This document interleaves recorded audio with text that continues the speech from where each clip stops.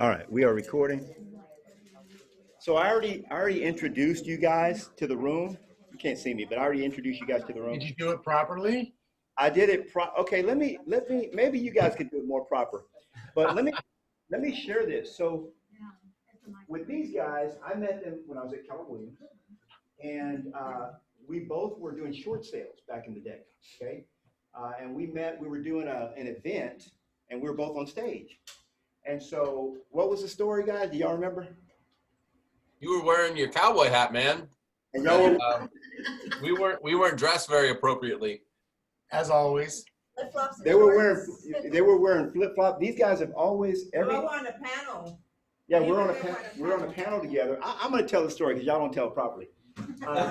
So we're on a panel together, and then we get off stage, and everybody runs over to me, and they just walked out the side door with. No, you had a few fans, but most people come to me, and so they were like, "Man, who?" So they were like, "Who is this dude?"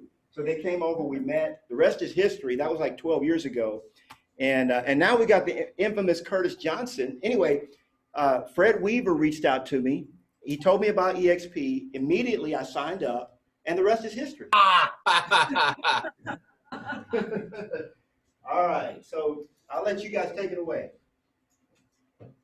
Good morning, Curtis, or I guess good afternoon. What's up, buddy? Hey, I'm doing good. Good to see everybody. How's everybody doing? That looks great there. Woo! I wish I was there. Yeah, we're having fun, bro. That's good. Well, Fred, Kevin, you guys wanna go first? You want me to play cleanup, or what do you guys want to do? Oh, you want us to open for you? We can open for you. Yeah, I mean, that's what I'm here for. Carry Curtis's bags and open for him and run. And also, light duty security inside of with big crowds around. So that's what we're here for, Curtis. Anything to make you look better, buddy. Hey, I can open for you guys. At least I might be funnier. I don't know. Awesome. Hey, So, by the way, I already gave the introductions on y'all's production and everything, so they're amped. They're stoked. Woo! all right. Well, hey, Knolly, so let me ask you this. Like, are we good? We're diving right in. We're talking about building some wealth. We're talking about agent attraction. Like, we can just go right at it because you already handled the pleasantries. Yes, sir. Right on. Well, first of all, I love that. So, so glad you put this together. For those of you who don't know yet, I'm Kevin, that's Fred. And we're going to just share some time with you guys today. We've learned a few things in the last couple of years at eXp. Curtis has taught us a ton. I don't like to say a lot of nice stuff about Curtis, but I will say I have learned a ton from Curtis, and we'll try to share some of those with you here today in the next 20, 30 minutes to an hour, and then let Curtis fix everything that we broke, and hopefully everyone will leave better off for it. So, Fred, let me ask you first, is there anything specific that you want to start on before we kind of dive into some of the more heady stuff? Yeah, the first thing I want to say is Kevin and I have done some different trainings and teachings on building wealth and attracting and recruiting with eXp. And at some point earlier this year, we compiled all of that stuff into an ebook.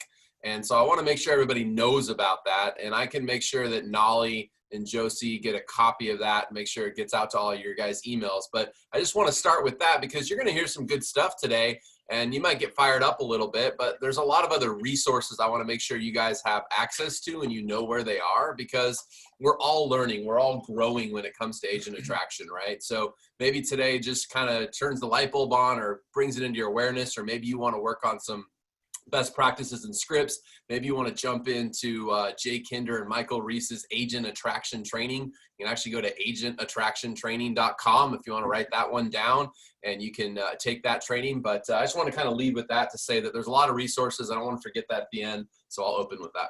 Yeah, and I just want to clear with everyone, if it's okay, I'm going to say the word recruit because I actually like that word better than attract.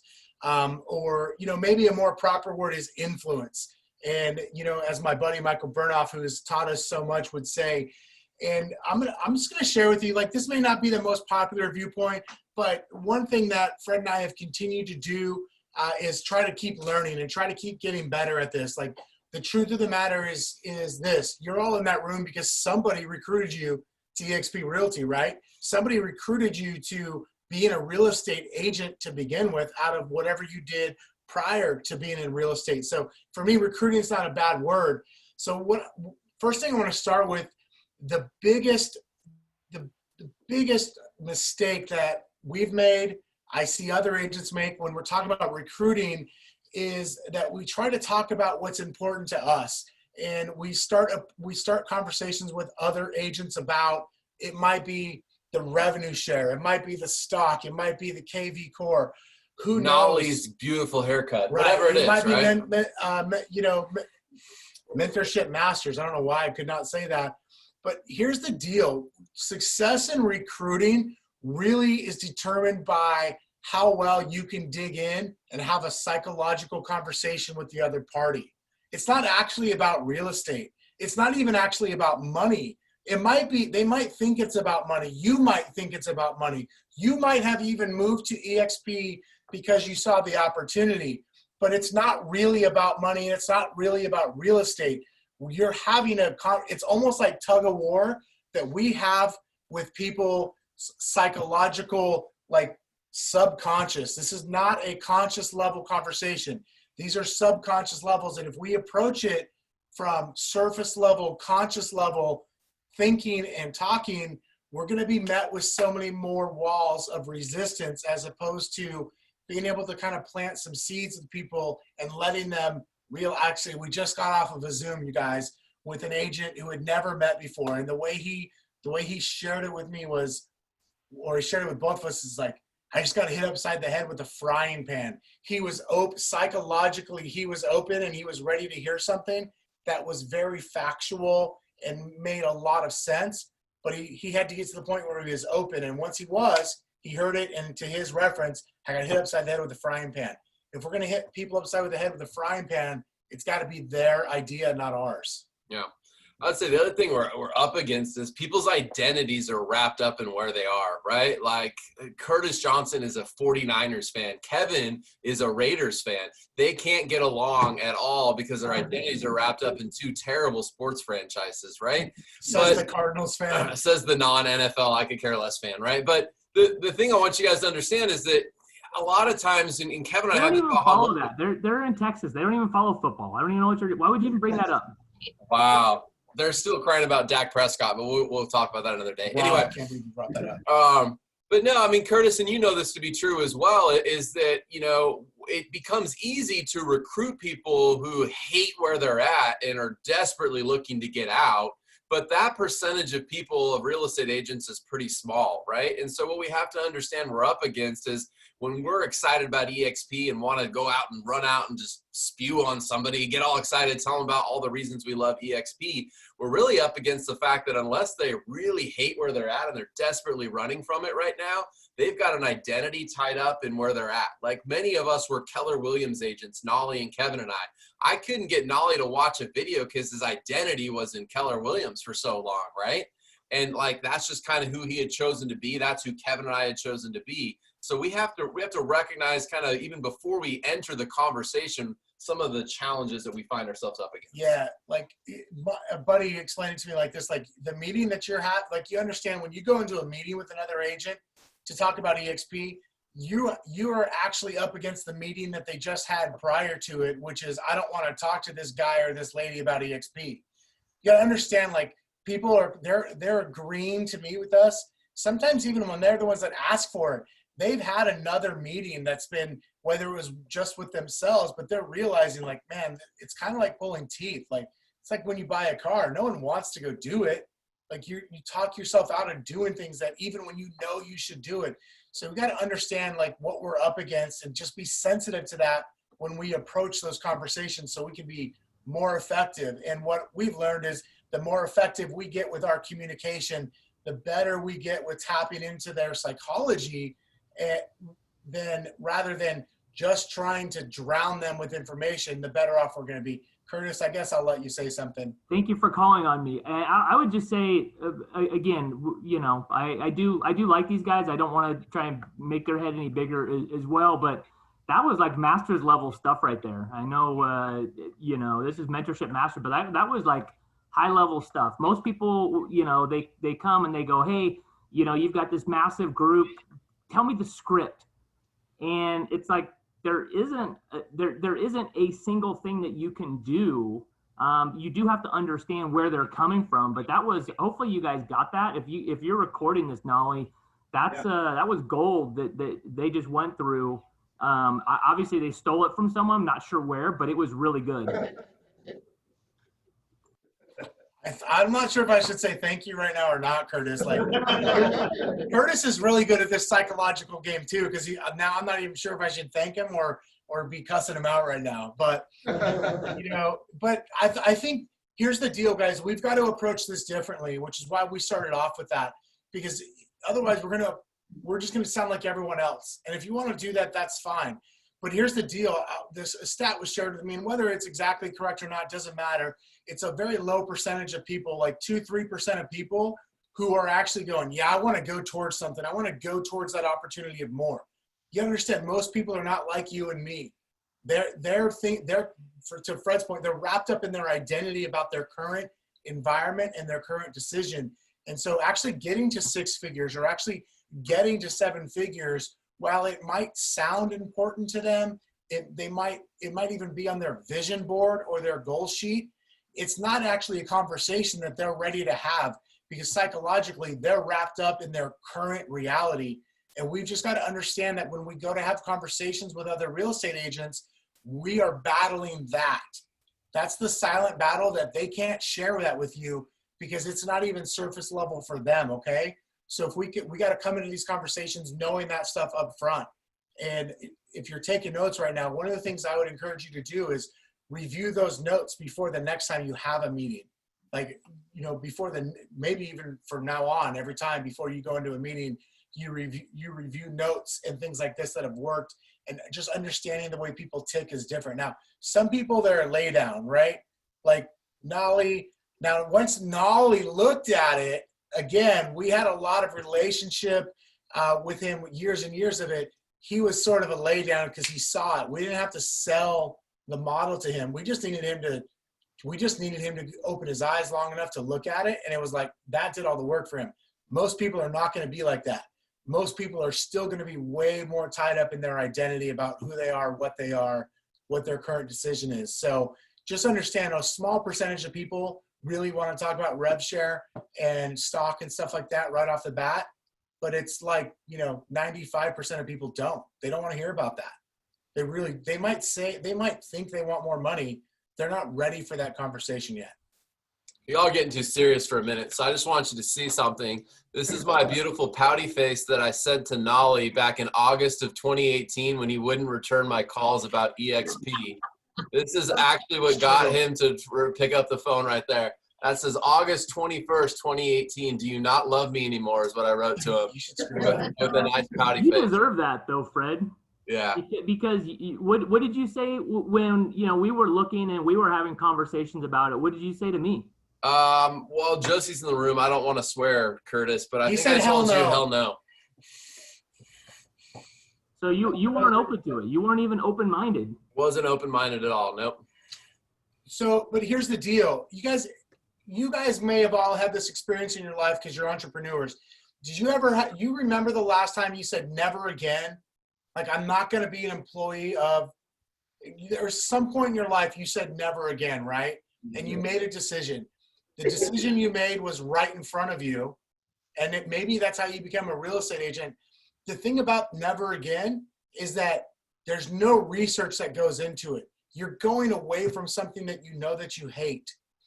There's a small amount of people, and which is why we always want to maintain great relationships with other agents, because everybody, for the most part, will get pissed off at their broker one day. And they will say, never again. I'm not going to have my checks cut wrong. I'm not going to be overcharged. I'm not so there's a small percentage of people that will say never again. And as long as you're the guy or the girl right in front of them with a pulse, they're going to gravitate towards you because they just know that you're different than what they were. Like, that's luck. That's luck and persistence. That's all that is. So what we want to do is we really want to tap into what could actually make someone consciously decide to make a decision to do something different than what they're currently doing. That's really what agent attraction is all about. Curtis, you look like you were. Yeah, I was chomping gonna at say the you bit look to like you want to say dude. something, man. So we'll end right now, Curtis, or we'll just teach together. Whatever you want to do, buddy. That was awesome. That was really good. Well, then maybe I'll share my screen. I'll go through a few things, but if you guys want to jump in, that would be. I think that's code for shut up, guys. No, that's actually shockingly. I think I would actually. You guys could actually add some value to this.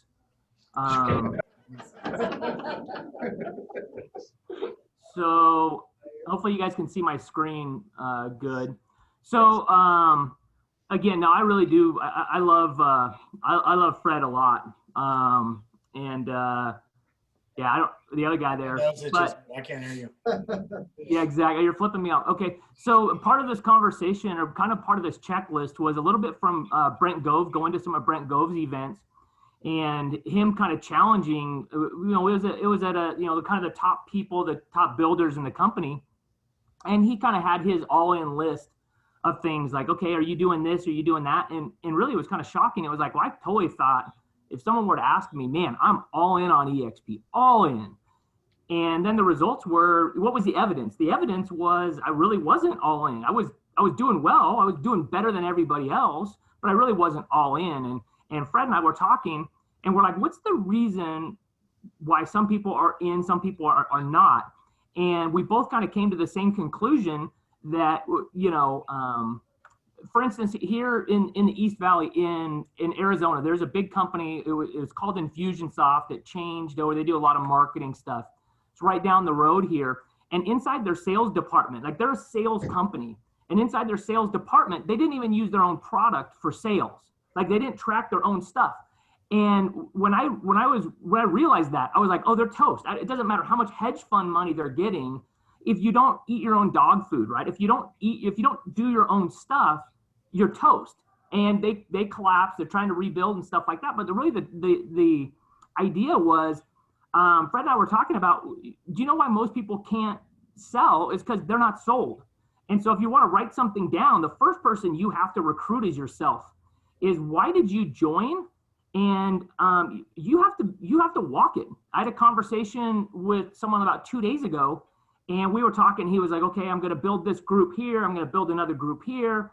And I said, tell me, what does that look like? And he's like, well, I'm going to have 6 people in my team here and 6 people over here. And I said, okay, well, tell me. And we started walking through these different things. And I said, what kind of, I said, it's not about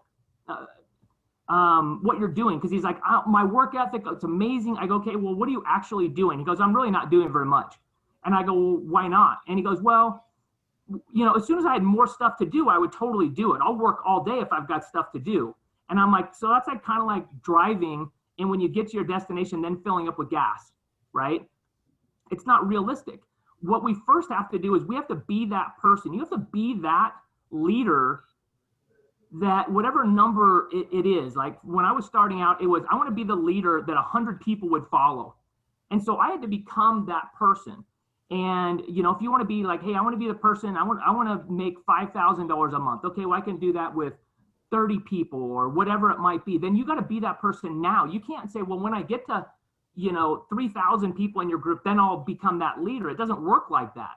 Is you have to be that magnet. And most people have never gone back and said, hey, I need to resell myself on this. And so going through, and I'll send this over to you, Knolly, you can pass this out. You can get this out to everybody and everything else like that. But really, here's the idea. The idea is that I encourage you, Kevin, Fred, have a great one as well. But going through, like, I love Brent Gove's The Model Explained, and he goes through, it's about 35 minutes. But I would ask you, when's the last time you actually watched that? Most people say, hey, here's the deal. I send links out to people all the time, but nobody joins. I go, well, people aren't out going, oh my gosh, this is amazing. Another link I can collect. Like, they're like baseball cards. Like, oh my gosh, another link. I love it. I get to collect another link.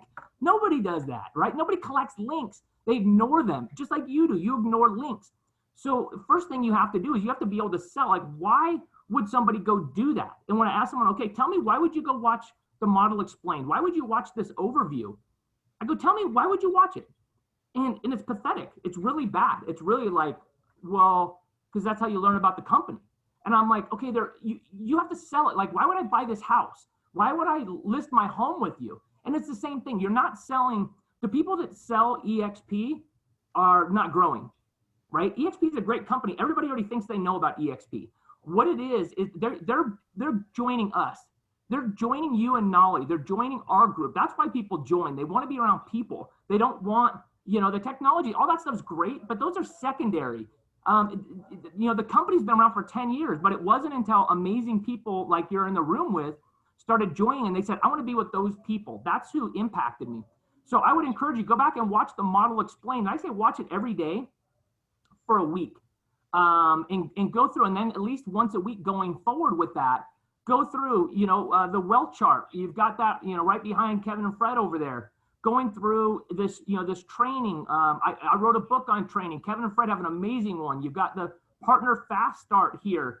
But going through, and Fred, maybe you can talk about this just a little bit. Well, why do we see so many people not understand anything about the company?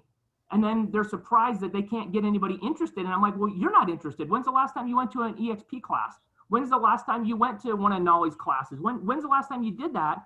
And they're like, well, when I joined, or it's been like 4 months. And I'm like, well, if you don't like it, why would you think somebody else would? So we have to recruit ourselves. Yeah, write this down. You have to know it, not just know about it. You have to know it, not just know about it, right? It's the same thing with listings. If you want to go out and take more listings, sure, you can tell me you've read Knolly's book on his 21 ways or 30 ways or whatever to go out and take more listings, and you might know about it, but like, have you actually ever done any of those strategies? Have you actually ever taken action on it? You have to know it, not just know about it, right?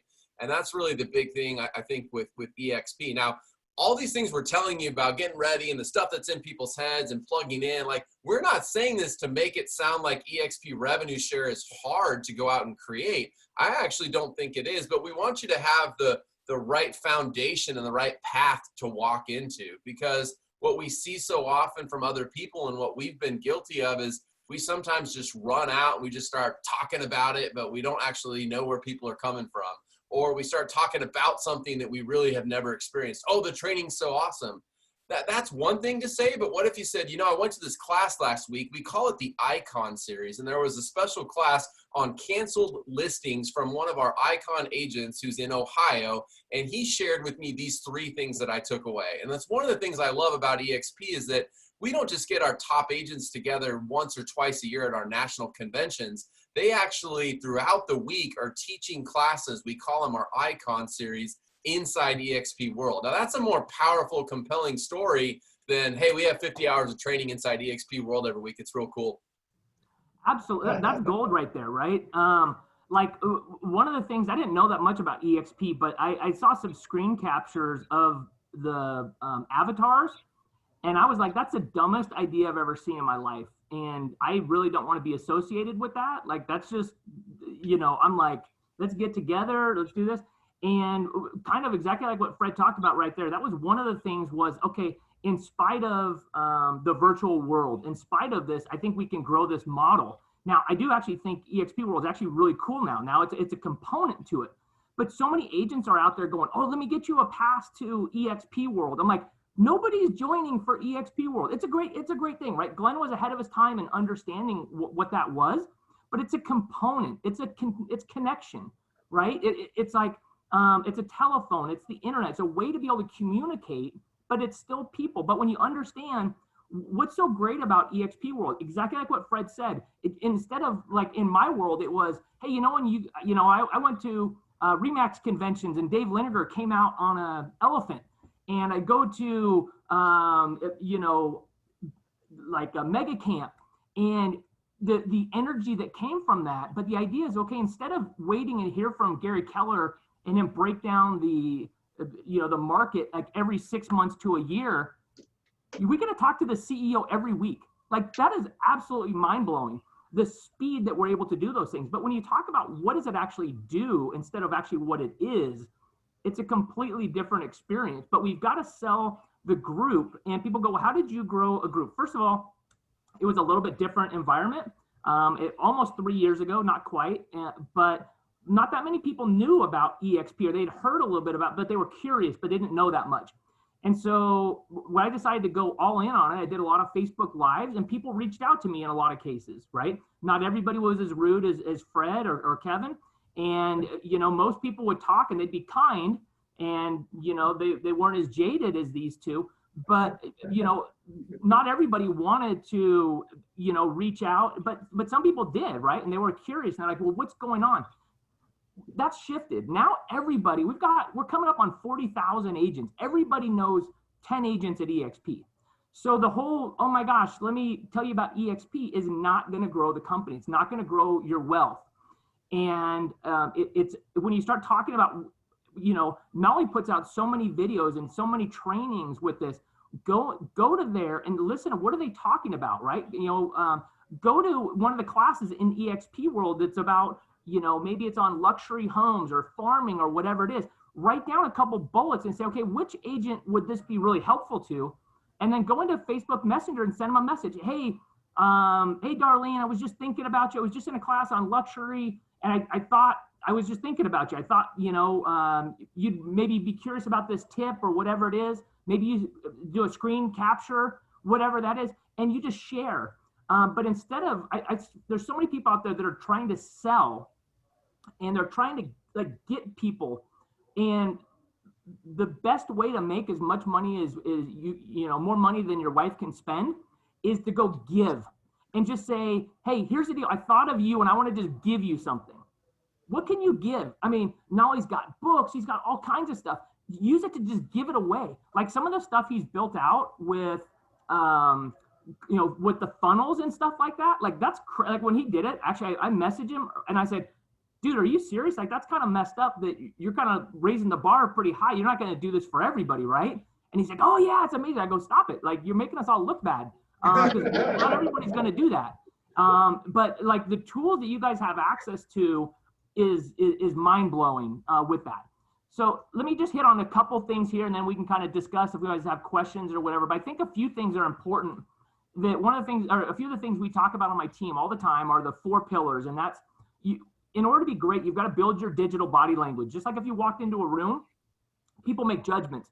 And just like if you were going to go, you had a listing appointment, I promise you, they're putting your name into a search, probably Facebook, and they're coming up and saying, okay, what does that say about you?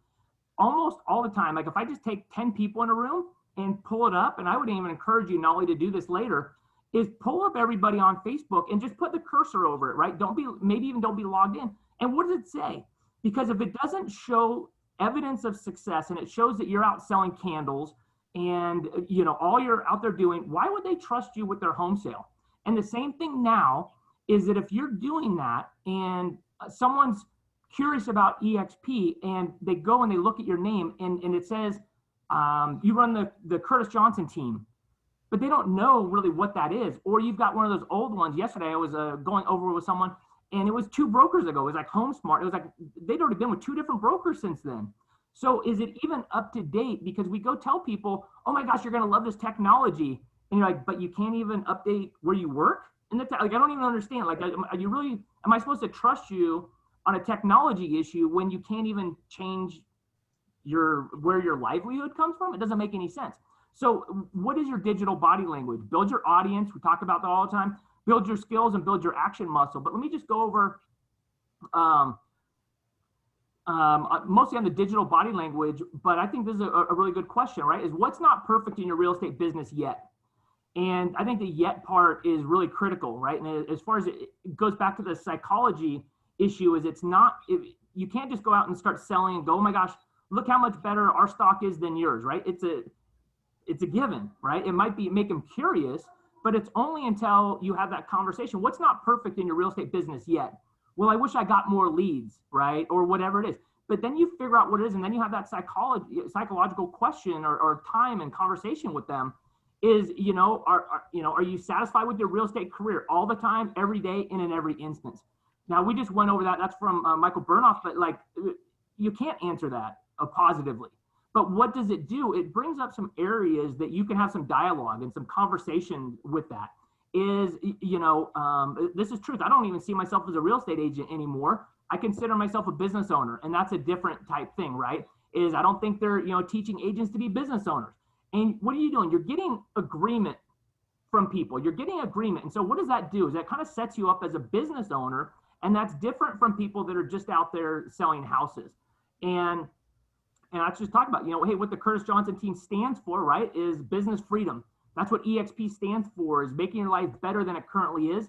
And we're a lifestyle brand. I think that that's awesome, right? So the 4 pillars, just kind of going through, let me hit on this, is building your digital body language. Right here. Okay, now your perceived ability, I would write this down, is your perceived ability is determined by your visibility. So they go through, everybody determines what your ability is by if they can see you or not, right? I mean, if someone were to go, do you think Knolly's good at teaching? Like if you didn't know him, do you think Knolly's good at teaching? All you'd have to do is just throw Knolly into any search engine, and YouTube would give you evidence to say, yeah, absolutely, here he is. Why? He's in front of the class. He's got all kinds of things. But what if he was amazing, but he never had video clips of him? He never had pictures of him. Other people weren't saying how amazing he was. What would you think? You would think, well, he might be, but I'm kind of nervous. I don't know if I want to go to his class. I don't know if I want to be a part of his mentorship masters, because I just don't see it. And so many people go, well, I don't want to get on social media. I don't want to do these things. Well, that's like saying, I don't want money. I don't want to go to the bank. I don't want to have to go to the bank. And like, that's crazy. Like, I don't want to have to go through and make deposits all the time and write those. Like, I don't want to do that. But your perceived ability is determined by your visibility. Is how am I perceived determines how I'm received. So they're already kind of doing this. I don't know. I think it was Kevin said earlier. It's not the conversation you're having right there. It's the conversation ahead of time. Have you guys ever been on a call or a meeting where someone shows up and they're just like giddy to meet you, right? And they're like, oh my gosh, like this is amazing, right? Is even before we got on here, if you guys didn't know who Kevin and Fred was or who I was, Knolly probably sold us pretty good, right? Probably sold us way better than what we are. And, so you guys are at least going, wow, they really look like knuckleheads, but Knolly likes them, so I'm going to give them the benefit of the doubt, right? Is how you're perceived determines how you're received. So it's not just about, again, sending links out. Is first they have to be aware of you before they can know, like, and trust you. So you've got to work on that. So pull up your social media while you're not logged in, right? Because again, we look at stuff and we go, look, my stuff looks like I'm amazing. But what happens is most people put their stuff as only to their friends. It's not public. And so when you go and you pull it up and you go to someone either that's not friends with you on it, or even just log out of Facebook. You can do that. I just want to let everyone know you can log out of Facebook. They'll let you back in later. My wife likes to go dark on Facebook sometimes, and she just disappears. And I go, so we still married during that time? I don't understand how that works, right? If you just go dark, they'll let you back in. So pull up your social media while you're not logged in. Like, what do you see? So again, what message are you showing, right? Does it even show that you're with eXp? Does it even show those things? What's the messages that you're trying to show? Again, if you're not logged in, does it even show that you're even somewhere? Or, would they even be able to pull you up? Would they be able to go, I don't know. Like, what if this was your picture? I don't even know who that is, right? That's just a picture of a piece of paper. I don't even know what that is, right? But what does it say about you, right? When you're going through, is your work history up to date? Again, I'm logged out. I was able to log back in. And if you guys don't have one, Knolly can get you a free membership to Facebook. He knows Mark Zuckerberg. He'll get you a membership, and he'll be good, right? So now, what does your profile show when someone's logged in but they're not your friend? What do you see and what do you not see? And what I mean by that is you need to ask yourself, what do you want people to know about you? Going back to Kevin, maybe you can touch on this again, is what about the conversation before the conversation, right? What do you want them to know about you going into an agent attraction, recruiting, or whatever? What do you think it would be useful for them to know about you to kind of set that stage?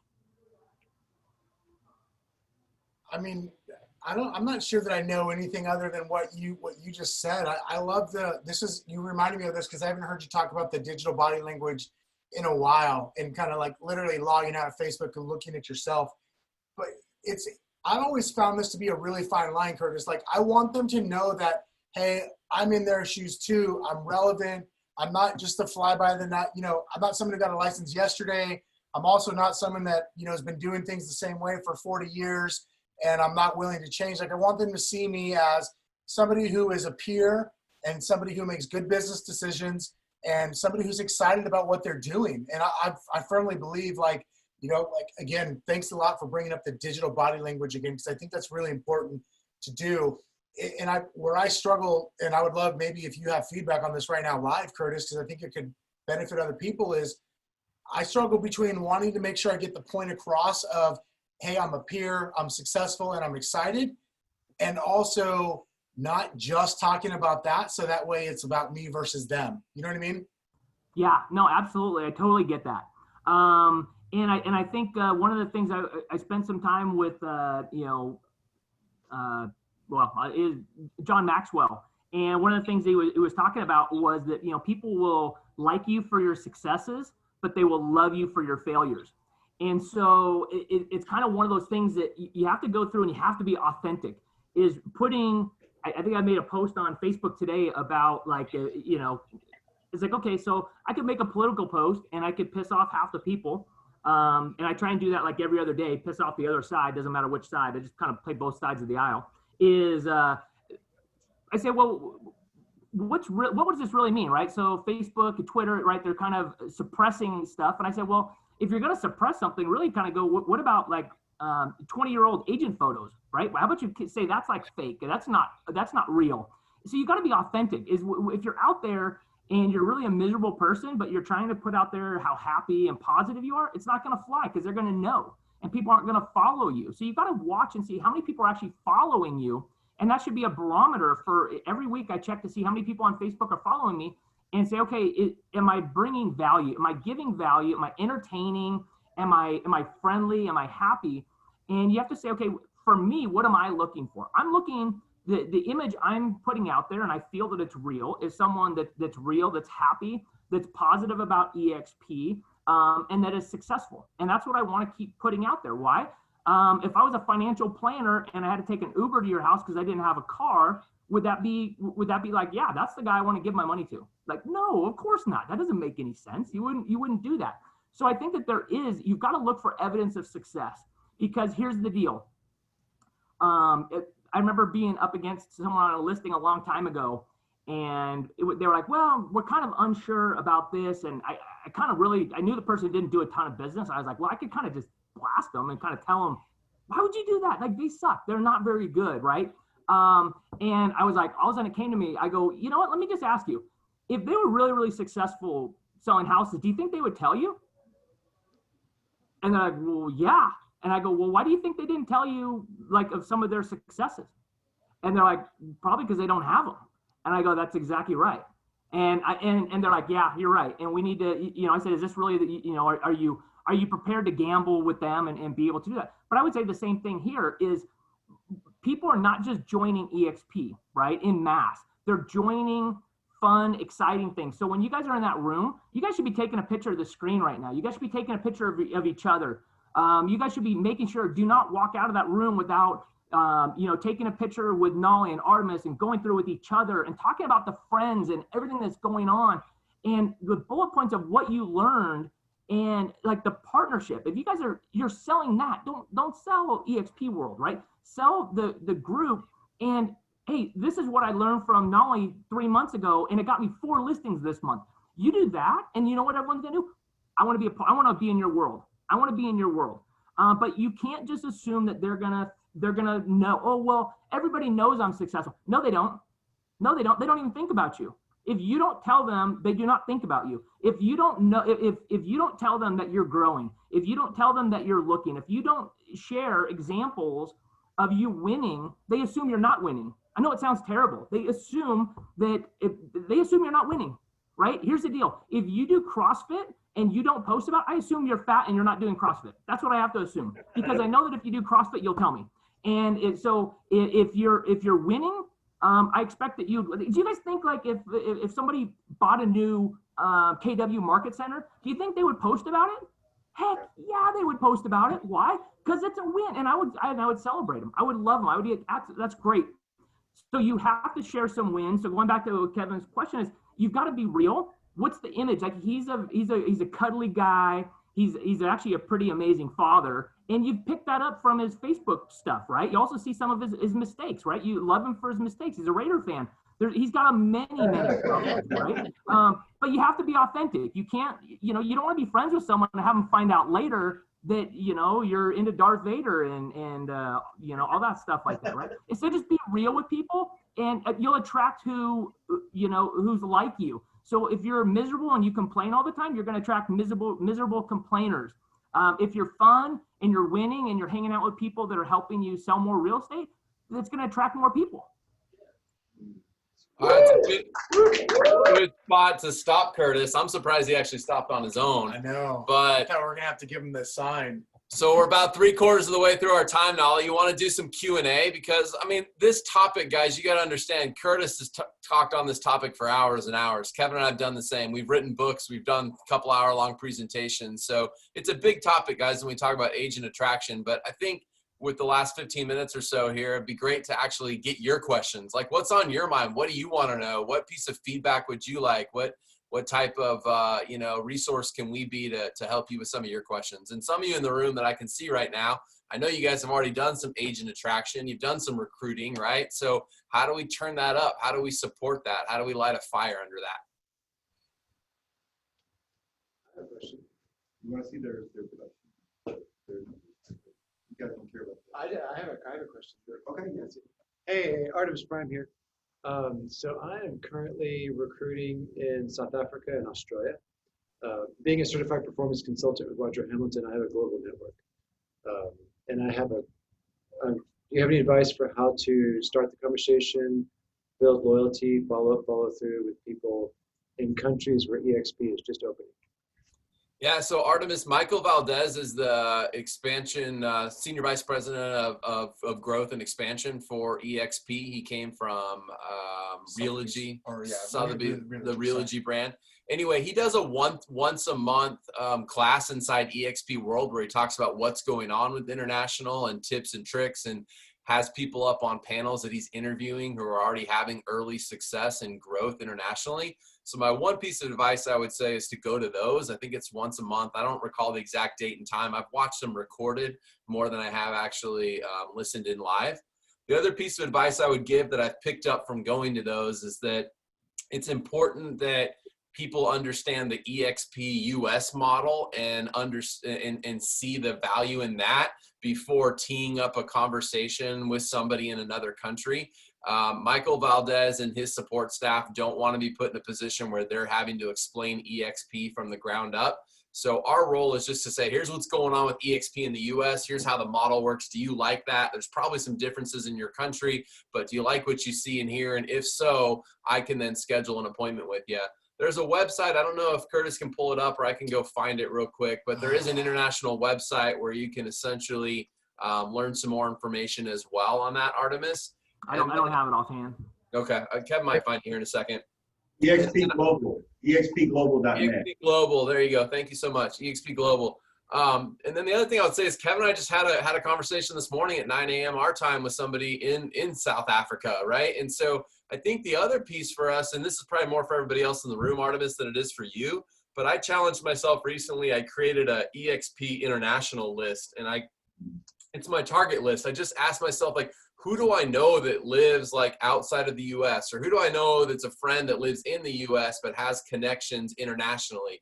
And I just wrote those names down, right? And so I've been just going about my business, trying to stay in touch with those people, calling, sharing with them. What happened, the South Africa Zoom that we had this morning happened to be one that didn't even make my list. It dawned on me the other day. I was like, oh, why have we not thought of her? Like, she lives in South Africa. I know she has an interest in real estate, just moved houses, blah, blah, blah. So that'd be a couple pieces of advice there for you, Artemis. Number one, make sure they know the model before you tee them up. Go to that eXp Global site and plug into those Michael Valdez trainings that he's doing once a month. Yeah, the only other thing I'd add to that is just show, obviously, what we're doing, but sometimes we talk about our systems, but we don't always show them. And so I know it's one of the things Fred's been really, really good about is instead of just talking about the back end of, eXp Enterprise, pull it up and actually show them and say, okay, here's the systems that are built out and it's scalable, right? So instead of having to go, we got to recruit 70 people to open up an office here. We can move at the speed of light, right? We can be able to do that. And the same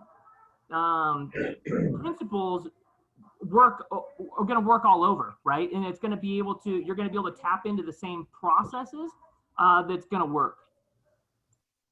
Awesome. Thank you, guys. Any other questions? Any other questions? Great question, Artemis. Yeah. This is your once in a lifetime. So, I'll make a comment. Yeah. Yeah. So I've recruited like 3 or 4 agents. A lot of times I ask people what their goals are. And I just look at like, what are their desires? What are they looking for? They talked about getting into the psychology of the person. And so I don't even mention eXp in the first couple of conversations. I deliver with value. I deliver a lot of value, like get their goals, look at their blocks, provide solutions. And then because Knolly built this amazing thing we call Mentorship Masters, I lead with Mentorship Masters.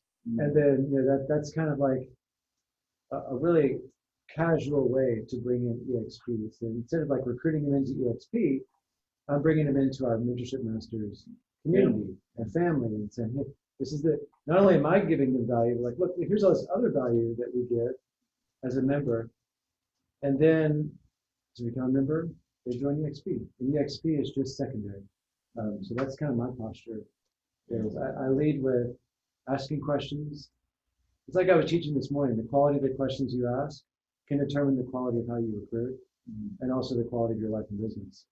So I just I just help start solving problems basically in their life. And that's like the posture of pulling, not pushing. Like pull people in. And recruiting is not for everybody. That's another thing. It's like, don't think that you have to go out and recruit. Yeah. Because Some of them they have to throw over their shoulder. yeah. Hey, Talk about that, Knolly. Yeah. So, Kevin, Fred, talk about, are they still there? You guys still there? Yeah. Hey, talk about the idea of, let me get up there. So one of the things that a lot of, Artemis brought up the point that, not everyone's a recruiter. And a lot of times what we have to do is we have to say, you know what, I don't know that much. I don't have all the information about that, but I'd like you to speak with best-selling author, or I'd like you to speak with whoever your sponsor is, whoever it is. You say, would you be open to having a conversation with a best-selling author who wrote a book, whatever, So in other words, you tee them up. And of course, there's best practices, which we always teach, make sure that they've seen the model explained, they've watched the video, and then get them on a 3-way. Talk guys real quick about the power of the 3-way call. Because here's the thing, we have about 2,500 to 3,000 agents a month joining eXp, and they're going to name someone as a sponsor, okay? So a lot of times, if you don't feel comfortable having that conversation with them, throw them over your shoulder, let us catch them and do the heavy, let the video do the heavy lifting and let us do the 3-way. So guys, talk real quick about the power of the 3-way. Yeah, I mean, my opinion is you don't have to be a recruiter. You have to be somebody that can influence somebody to be interested enough in eXp that they would then ask you some questions, watch a video like Curtis said, themodelexplain.com. Hopefully you've written that down, themodelexplain.com. And then at that point, you have to be influential enough to say, hey, could I get you on the phone with this best-selling author? Could I get you on the phone with these guys in Phoenix who run a team across multiple states and sell a couple hundred homes a year?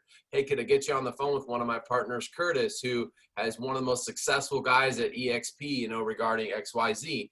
So we're all here to help. The key, though, is that you have to influence people enough to be open to hear about eXp, to watch a video, and then from there, we can handle those conversations. What won't work, though, is just like, hey, you should really talk to this guy about eXp. No, it's great. And they just finally say yes because you annoyed them so much. And then we get on a Zoom with them and we say, well, cool. So tell us what you love most about eXp. I don't know anything. Knolly just told me I had to be here and he wouldn't leave me alone. So I finally said yes. I only have 5 minutes though, right? That's not going to work. You got to influence somebody enough to get them interested enough to spend a half an hour, 45 minutes, watch a video like the model explained. And then you can tee up or sell your partners. So Curtis, I'll let you share if you want a little bit more on that, but that's really the key in this whole thing is we don't have to carry the load alone, but we do have to influence them enough to be interested. We can't just expect that, you know, we just get to say, hey, jump on the phone with Curtis, he'll do all the selling. Now, if they don't have any baseline interest or understanding in eXp, those calls don't work. Trust us. Yeah, absolutely. I just say most of the time we don't do it because it's an ego thing, right? We just think, well, I can explain it. I've done this. I don't want to bother Knolly or whatever. I can tell you, you look at the top people have 10,000, 12,000, 8,000, 7,000, 3,000 people in their group making hundreds and hundreds and hundreds of thousands of dollars a month. Every single one of them built it based on three-way calls, built it based on everything. I mean, that's how I built most of the big players came in, not because I was bad at it, but because something magical happens when they come together. Because think about it, they're joining because of our group. And so if you're sitting there telling someone, oh my gosh, you're gonna love our group, it's so amazing, we really work together, we're like business partners, and then you essentially say, but here's the deal, watch me, I'm so amazing, I'm gonna do everything myself. You've essentially just chopped off that idea that you're actually partners. Why not just say, oh my gosh, you've got to meet my partner. He teaches people how to take 2 listings a month, and he's able to do all these things. We have to do two things real quick. I think that we have to do way better if we want to explode. Everybody, everybody that's open to it, you need to drive to watch you got to sell the overview, and then you get them on a 3-way call, right? And you say, well, but I can't get that. Then guess what? You don't deserve the money. You don't deserve the revenue share. If you can't influence someone to watch a 30-minute video, if you can't get that, then you probably don't deserve the revenue share yet, right? When you're passionate enough that you can get them to watch 30 minutes, then you're open yourself up for it. If you can get an hour's worth of time from someone, I don't care, go give them $100. I'll give you $100.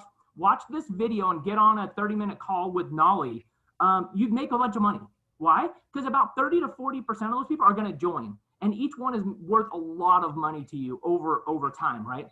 So I think we have to do a way better job on the 3-way. And the other thing, I'm going to cause a bunch of work for Knolly right here, is I think we've done a really poor job of when people join, of launching people and tapping into what they're doing, or even relaunching them. So even if you've been here for 9 months and you go, okay, well, guess what? Did Knolly do a video interview with you at the beginning and launch with you? And guess what? It's not his fault if he didn't.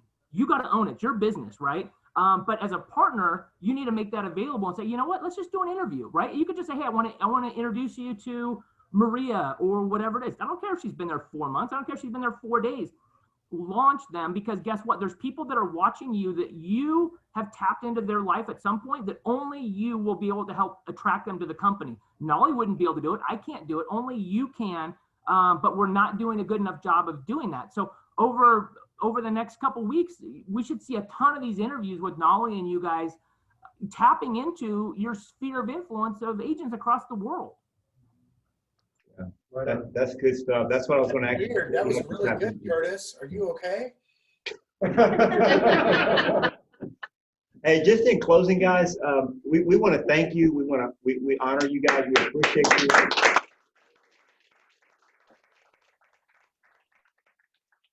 Just in quick closing, Curtis, could you speak to the value of one person on your level 1, and just some parting words on that, because I think it's powerful when you talk about that. I can show you. Sometimes it's better, if again, this is like the biggest opportunity in the history of real estate, right? And one of the things that right when I joined that was really powerful for me was understanding. When I looked at Rob Flick's numbers, and I think he had maybe 30 people that were 35 people.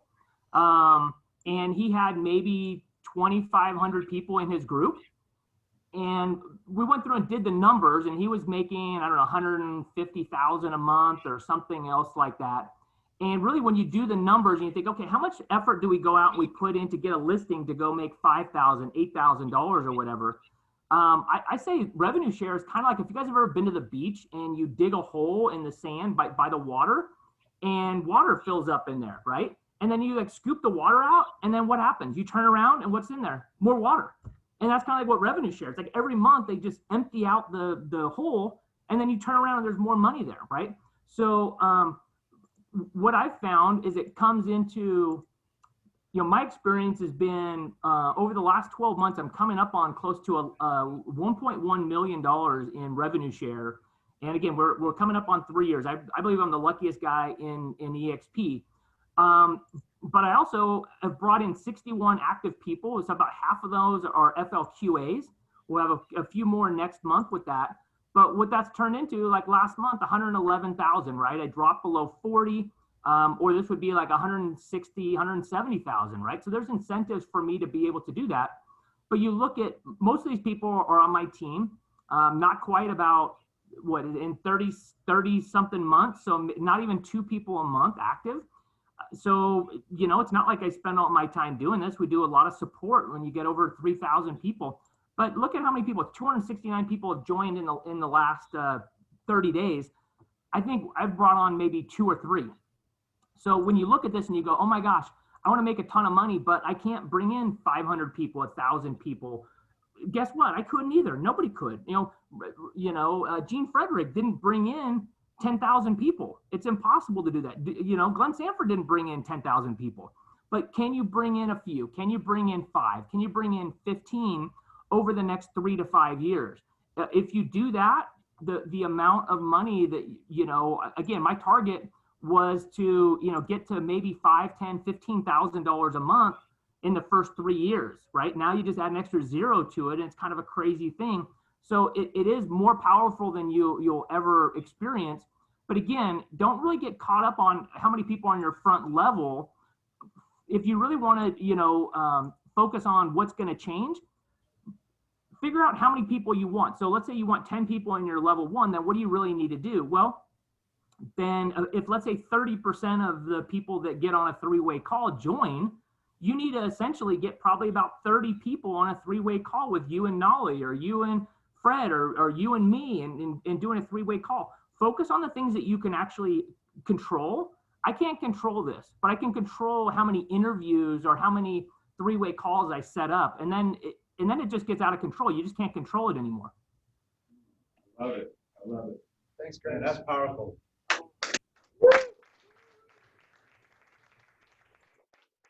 Thank you, guys. We know you're super busy, and so we're going to check out. We're going to continue the program, but we love y'all. Thank you so much. We love you guys. Thanks for having us. All right, guys. Thanks for having us. Bye. Enjoy the rest of the day, guys.